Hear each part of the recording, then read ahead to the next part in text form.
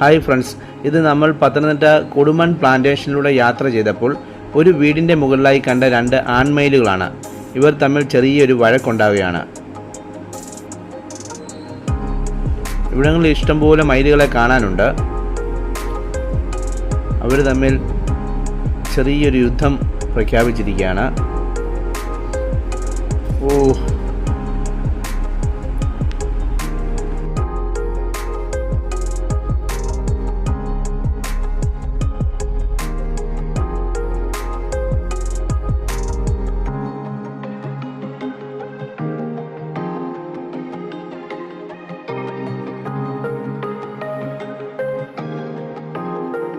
ഇത് അതിനടുത്തായി കണ്ട മറ്റൊരു മയിലാണ്.